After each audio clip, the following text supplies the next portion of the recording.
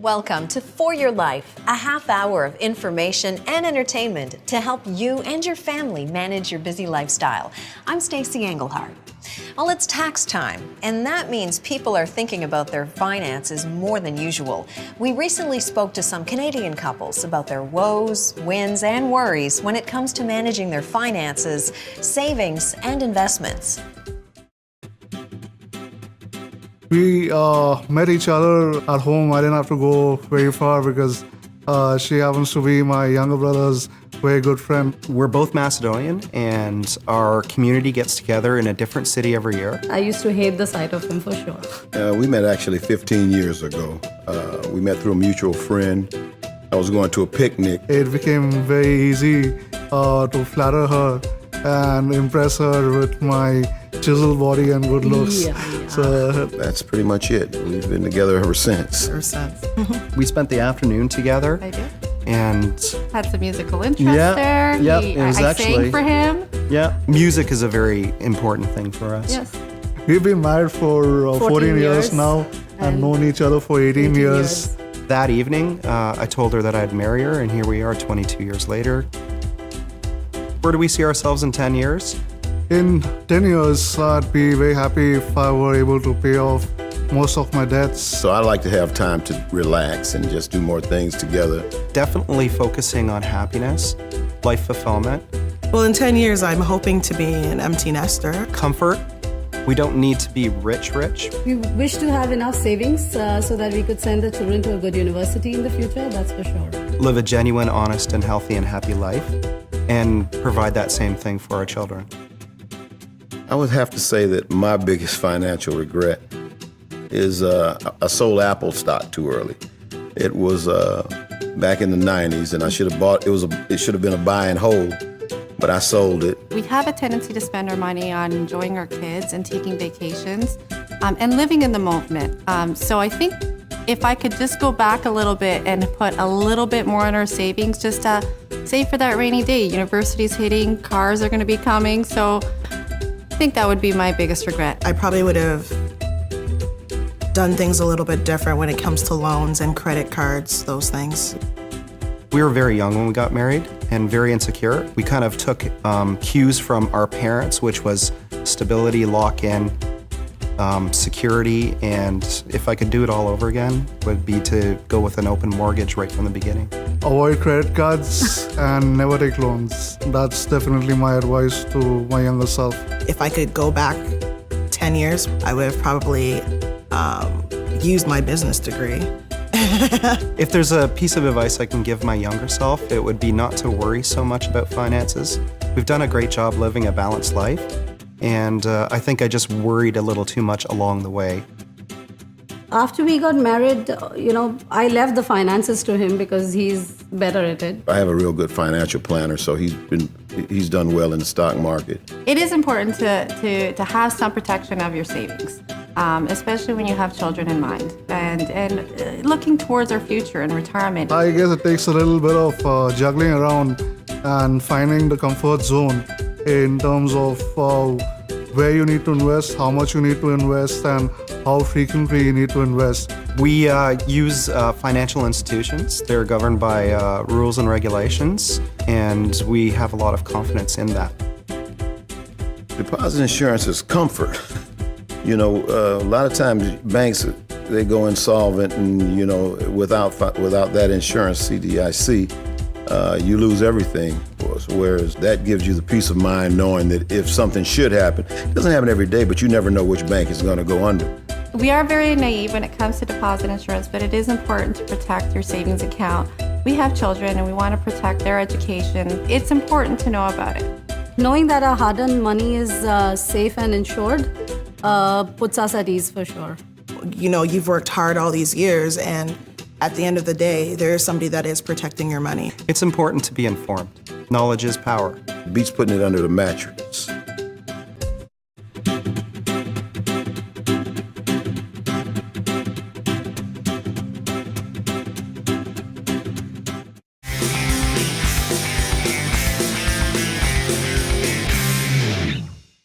When it comes to renovation trends, kitchens and bathrooms are still popular, but designer Alice Wright reminds us of the importance of window treatments for your home design. So I just dropped off Sasha at guitar practice and Nick's at soccer practice, and I'm about to go to Derek and Valerie's house. I'm so excited to see their window treatment installation.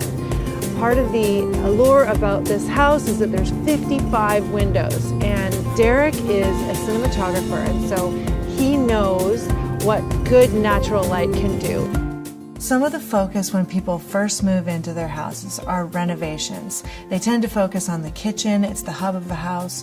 They tend to work in the bathrooms. It's really important at the beginning of a project to remember that window treatments are essential.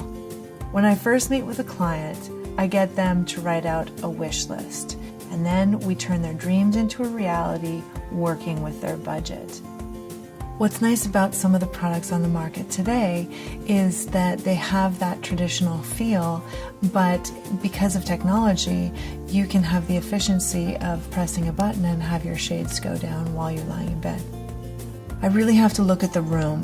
How is the furniture situated? Do we want the window treatments to have a big impact, or do we want window treatments to disappear into the room and into the moldings? Some people live in the country. They really need a lot of light, natural light, and not a whole lot of privacy. Whereas people who live in the city, you don't want to feel like you're living in a fishbowl. With Derek and Valerie, it was really important to look at the position of the house. Where's the natural light coming in? It starts in the morning on this side of the house. They get light all the way through the day, and then we get the sunset coming in the back. So you really need to be in the house to look at the light and how it filters in through the windows, and then how that changes through the day. The silhouette window shade really allows the light to filter through, but also gives you control as to how much light you want in the space. Because this house is situated on a corner lot, they really get a lot of sun around the side of the house. And so it's important for the light to get filtered through, but also giving you privacy.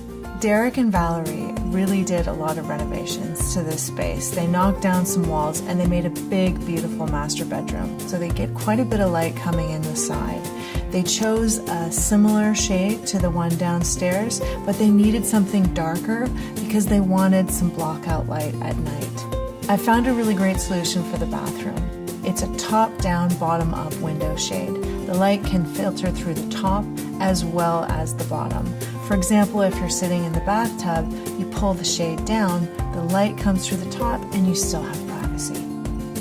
Hunter Douglas is an established brand, and it's important for homeowners to be comfortable with the product they are choosing. It's a really good feeling to walk into a space and have the project be completed. On time, under budget. It really feels so good to see a happy client function within their space.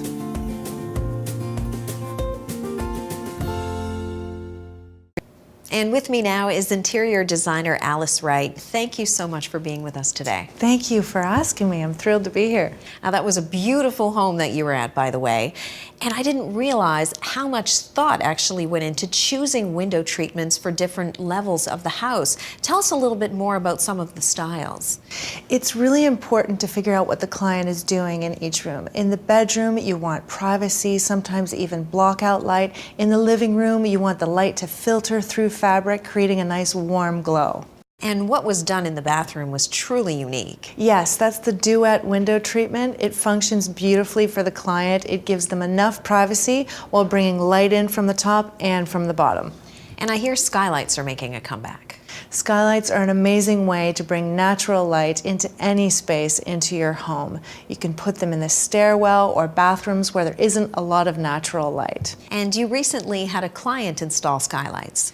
I was there to check on the installation, and it was amazing to see all the natural light coming into the space. Let's take a look.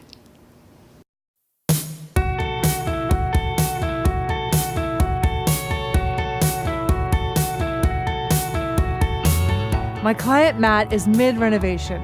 He just installed the skylights, and I'm really excited to see how it looks.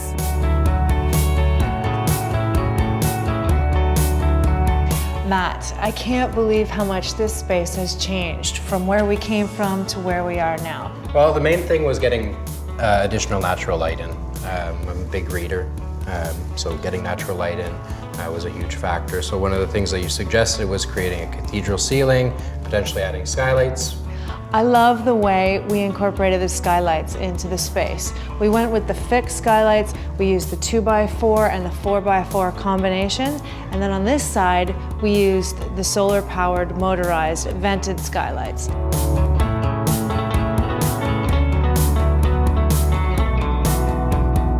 A lot of my clients think that skylights leak. I recommend using the Velux skylight because if you hire a certified installer, they will use the engineered flashing that ensures water protection for your interior. Another product I recommend to my clients are sun tunnels. You can put them in spaces where you can't fit a skylight. It really allows the natural light to come down into those small spaces, and it's a very cost-effective way to save my clients some money and still bring in that natural light. I've probably used, well, hundreds of Velux skylights in the 30 years that I've been doing architecture. A skylight is actually very discreet on the roof, but it tells a little glimpse of a story about something that's happening inside. Is that it's probably a cathedral space, or it's a bright space inside, and it's almost inviting.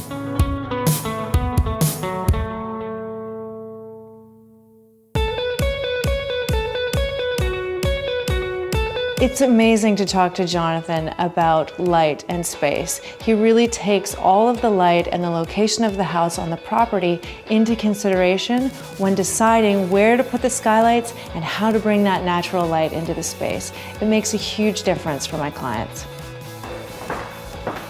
Wow, look at the natural light in this house. It's amazing. There's not one light on right now. It's all natural light. In February, you get light like this. It's crazy. Oh my gosh, it's beautiful. You've done such a lovely job.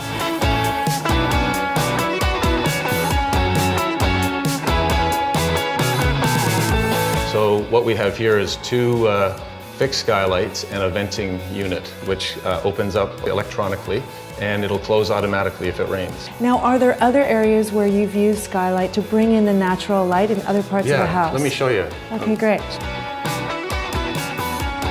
Okay, come on in here. This is, now we're on the northeast or northwest corner of the house. So tell me a little bit about how the clients feel about having a skylight in the bedroom. Well, I think at first they're a little apprehensive thinking about it because they got, light right over top, but we got a blackout blind that can go right down and makes it completely black in here. And in the morning, you can program it so you can open up the blind and wake up to the blue sky and sunshine. That's fantastic. So it looks like there's a lot of light in the closet. Can we take a look? Yeah, this is a crazy thing we did here too, but just look what it does. Oh We got my no lights gosh. in here, but the skylight, and we got all this natural light in here.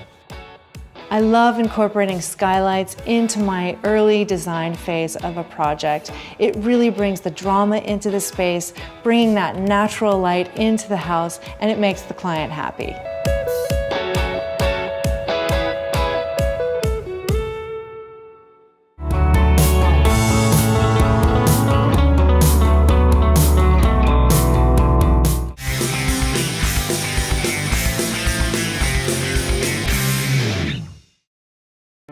Living an independent life becomes more challenging as we age, especially for those who have a chronic disease. Self-management coaching supported by technology can be the answer to maintaining your independence while managing your condition. I know you. I'm good. I just got Otto's numbers and I want to ask you a few questions. Do you have time for me? That's fine, yeah. Yeah, you just shoot. Okay. You haven't had any changes with your medication? As a matter of fact, she took Otto off some of the water pills and yeah, it seems good. His legs are perfect. The Telehome Care program is about 6 months for the patient and myself as the provider. We provide them with 3 pieces of equipment, a scale, a blood pressure monitor, and an O2 saturation monitor that's connected to a tablet so that their numbers, when they're entering it in, it automatically gets transmitted to our clinic here at the hospital. and it's specific to either congestive heart failure or chronic obstructive pulmonary disease. With the Telehome Care program, it's mostly health education. The health coaching is more like review the signs and symptoms, how they feel and what they're seeing. Ula is the one doing all the observing and answering or responding on the tablet. And then also with the nutrition, diet, and activities. We've been married for 66 years. We met actually because Otto had a little band. I was dancing. He was making eyes to me. After we got married, we decided we were going to take a trip to Canada. The opportunity was there, and we were young and could go out and see the world. Otto is 90 and Ula is 85. They had some exposure with technology, but this is actually the first time they've ever had anything like this at their home. Ula is the primary caregiver for Otto, and you could see that they've done really well actually with this program. When we get up, Ula say, Otto, there's a scale on the weight. Before I get any breakfast and nothing. Yeah, I tell him to go on the scale. Let's see what goes on there. Then the blood pressure, and then the oxygen. And I answer all those questions.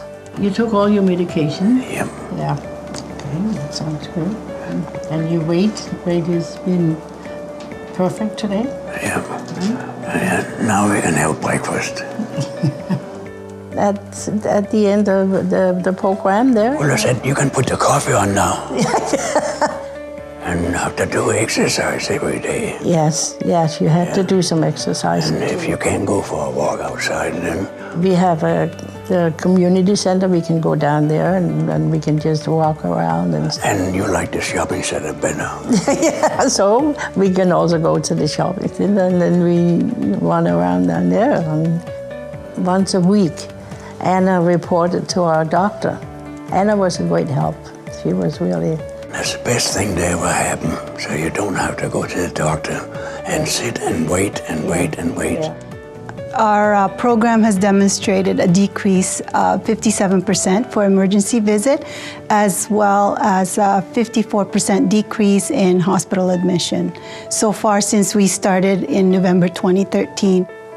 It's changed mostly for Otto, but I learned a lot. It's a great help because you're in touch with somebody every day. The program gives me great peace of mind. Yes, it does too.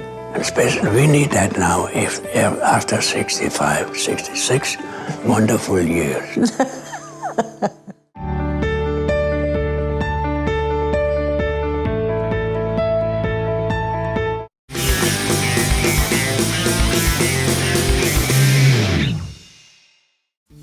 There's no better time of the year to get together with friends than in the days between the seasons. With winter almost over, but spring not quite here, Madison and Renko decided to throw a party, but got hung up on what to serve for appetizers. But that's okay. Trish Magwood came to the rescue. My friends Madison and Renko are throwing a party. They've done all the necessary party planning. They've sent out the invites, created the playlist, selected the wines, but where they're having trouble is deciding what appetizers to serve their guests. So I'm here to help. I love anything French food, indulgent, romantic, just comfortable. What about you? I'm more inclined to go to some Greek inspired. I love the vegetable, the spicing, and just the small portion. It's just more of a handsy kind of food. I think we can match make those together. I think we can make them work together. What do you think? That sounds great. Yeah. So we're gonna want to do things that you can make a bit ahead of time, so you're a guest at your own party, right? Definitely. So that's something to keep in mind, and maybe a last-minute warm-up. You know, very current to do small tasting plates, tapas, sharing. So maybe small plates only with napkins, so that we can limit the cleanup at the end. I think that sounds amazing. Yeah, That's great. Okay, I think we've got some direction for our focus for our food, so let's get started. We're ready for our French-inspired crostini. We have all the makings of France. Our spreadable brie, forel pears, tarragon, which is such a nice addition. And we'll add that in with the spreadable brie and our pecan. So do you want to cut the crostini? Sure. Do it nice and thin, and then a little bit of extra virgin olive oil on it. We'll pop it in the oven for a few minutes, and then we'll add the toppings. And the President spreadable brie makes it so much easier and faster. No rind, so I don't have to cut anything. And of course, there's no processed anything, so it's delicious and good. Oh, perfect. Okay, those are great. Give a mountain of brie. So whenever I'm cutting something round and wobbly like that, I like taking the bottom off first, so then you have a little... Nice. That's a good tip. I think that you need to have, just for sort of a partial cocktail party, 6 to 8 pieces per person, and if it's a full cocktail party, you need like 10. And then we'll put the pears on, and the honey, and the pecans. You want it to have a nice, generous bite, not a tiny, delicate one. A perfect French-inspired hors d'oeuvre. A brie, pear, and pecan crostini. And the last one. Go. Perfect. Put that right there. Oh, these look good. Smells so good. Perfect little size. So let's pop those on the board. Look at the pretty ones. And we get to eat one too. So good. Okay, looks like we're ready to create a Greek Isle extravaganza here. Fantastic. Super easy. We have this amazing President spreadable feta, which makes life a lot easier than the crumbly feta, especially for hors d'oeuvres. And we'll add our little Greek salad that's going on top. Oregano is another classic herb that goes with our Greek flavors. You can use fresh or dried. We're using fresh.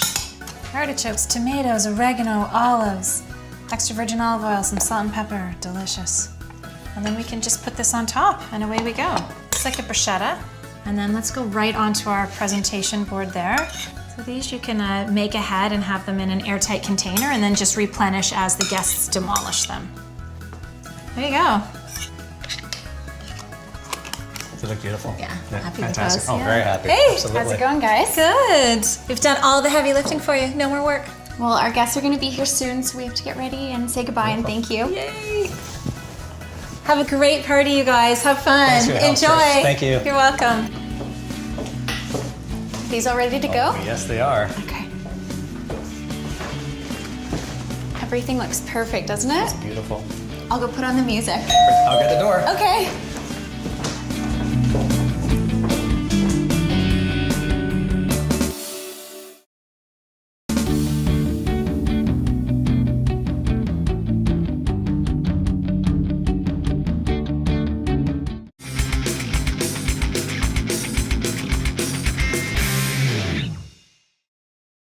Consumer advocate Peter Silverman is here to tell us about a new customer initiative. So Peter, what exactly is the Ontario College of Trades Public Registry? What it is a list of 22 compulsory trades that have to join and be licensed. How can people access the public registry?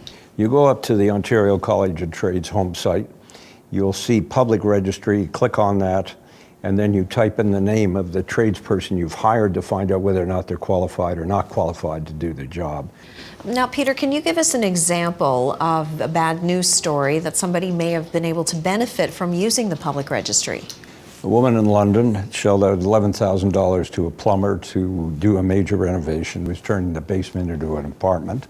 The job was a disaster. The woman did not know that the Ontario College of Trades Register existed. Had she known this and accessed it, she would have found out that this particular tradesperson, the plumber, was not qualified to do the job. As it transpired, the college went after him and he was heavily fined. But one of the things you have to do as a consumer is exercise due diligence. You are hiring somebody who's coming into your house, doing things that could seriously affect the value of your house and your safety, whether or not the job was done satisfactorily, what problems may have occurred, but it indicates whether or not they are a true professional. Well, thank you so much for joining us today, Peter. My pleasure. So if you're a consumer planning to use a tradesperson for your upcoming project, make sure you check the registry before you get started.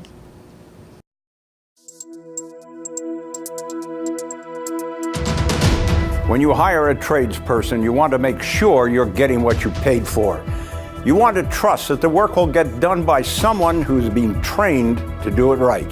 The truth is, there are people out there with phony qualifications or who falsely advertise they are certified. There's a lot of very proud tradespeople out there. The thing that we're seeing is that large numbers of them have never been asked to prove that they're qualified to do the work. There are others out there practicing in this trade that shouldn't be. You take your car to a garage. You expect that the people who are working on your car are qualified. We're finding incidents where brake fluid has been replaced with the equivalent of water. I've been in business for many, many years, and I've seen a numerous amount of horror stories. These are homeowners that end up hiring contractors or people that say they're contractors. In they come, promise you the world, usually at the best price. Nobody verifies and checks their credentials. And then they find little inconsistencies that things are done wrong. My first suggestion to you would be to use our website to validate whether or not their workers are actually qualified to do the work. You ask them for references, for example. What other work have you done? When homeowners are looking for contractors, sometimes they'll end up looking on postings online in order to find a contractor. The only issue that I've got with this is that no one's checking their credentials. Don't be shy. Ask the contractor to see a copy of their credentials and licenses. What can you do to ensure that your work will be done by a certified professional? The Ontario College of Trades has now made it possible for you to verify the credentials of a skilled tradesperson. Hire with confidence. Search the public register at collegeoftrades.ca. I'm Peter Silverman, consumer advocate. Thank you for watching.